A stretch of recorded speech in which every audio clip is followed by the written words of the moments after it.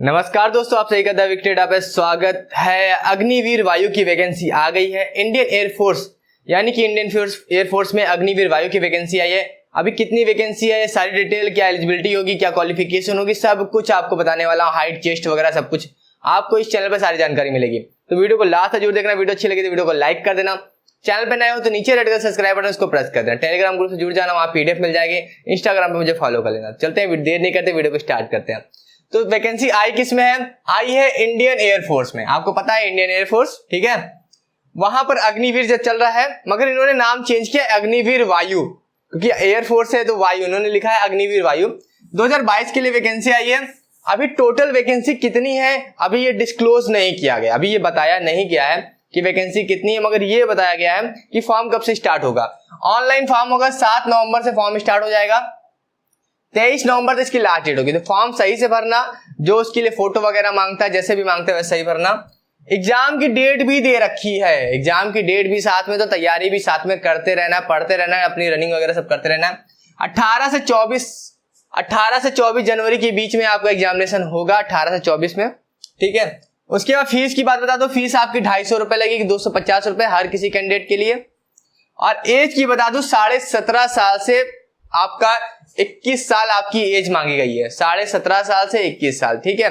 बात कर लेते हैं हाइट की। हाइट कितनी मांगी गई है? हाइट मेल के लिए 152.5 सेंटीमीटर मांगी गई है और फीमेल के लिए आपकी 152 सेंटीमीटर मांगी। ये तो हाइट के लिए हो गया। आप क्वालिफिकेशन इसके लिए बहुत ही इंपॉर्टेंट मांगता है, देखिए क्वालिफिकेशन, क्योंकि क्वालिफिकेशन सबके पास नहीं होगी, वैसी क्वालिफिकेशन मांगे आप। देखिए क्वालिफिकेशन में 2 तरह से मांगा गया है। आपको पता है कि 2 तरह के स्टूडेंट होते हैं। एक साइंस स्टूडेंट होता है, जो साइंस स्टूडेंट नहीं होते, मतलब जिनके साइंस के सब्जेक्ट नहीं होते, फिजिक्स केमिस्ट्री नहीं होते। तो मिनिमम क्वालिफिकेशन तो इसकी 10+2 चाहिए, पहली क्वालिफिकेशन। तो अगर आप 12वीं पास हैं और आपने मैथ, फिजिक्स, इंग्लिश से अगर 12वीं की है और टोटल मिला के आपका 50% है, तो आप फॉर्म भर सकते हो। और इंग्लिश में भी आपका 50% होना चाहिए, यानी कि अगर इंग्लिश 100 नंबर की है तो उसमें आपके 50 नंबर होने चाहिए। और मैथ, फिजिक्स, इंग्लिश अगर तीनों मिलाकर 300 नंबर के हैं तो आपके 150 नंबर होने चाहिए उसमें, ठीक है।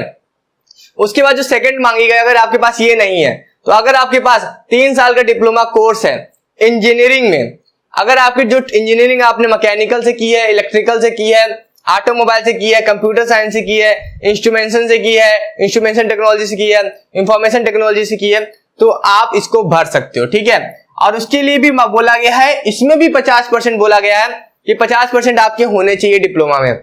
और उसके साथ इंग्लिश भी आपके 50% मार्क्स होने चाहिए। देखिए अगर आप बोलोगे कि डिप्लोमा में इंग्लिश कहां से होगी, इंग्लिश सब्जेक्ट नहीं है। अगर डिप्लोमा में इंग्लिश सब्जेक्ट नहीं है तो अगर आपने 12वीं के बाद डिप्लोमा किया है तो 12वीं में आपके होने चाहिए इंग्लिश में 50%।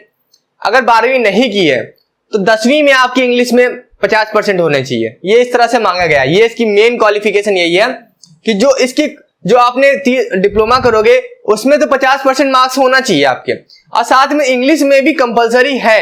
अगर इंग्लिश आपने डिप्लोमा में नहीं ली है तो आप डिप्लोमा में सब्जेक्ट नहीं है मान लीजिए, तो आपके 10th में होने चाहिए। 10th में भी नहीं है तो 12th में कहीं पर भी, अगर 10th 12th में भी नहीं है तब आप फॉर्म नहीं भर पाओगे, ठीक है। इंग्लिश होना मस्ट है।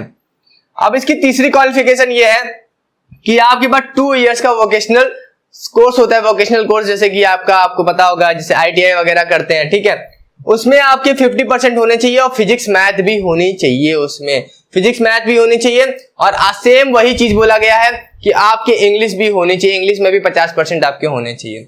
अगर आपके पास वो सब नहीं है तो आपके पास एक जो साइंस स्टूडेंट के लिए हो गया, फिजिक्स मैथ वाले हो गए। आप साइंस, जिसने साइंस ली ही नहीं है तो उनके लिए भी ऑप्शन है।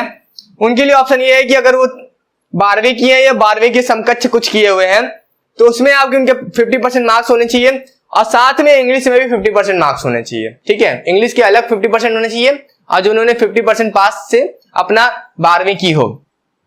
या फिर उसके बाद अगर उन्होंने वो नहीं किया हुआ है तो उनके पास 2 ईयर का वोकेशनल कोर्स या ITI वगैरह कुछ भी होना चाहिए, वो भी 50% मार्क्स के उनके साथ होना चाहिए और इंग्लिश में भी उनका 50% होना चाहिए।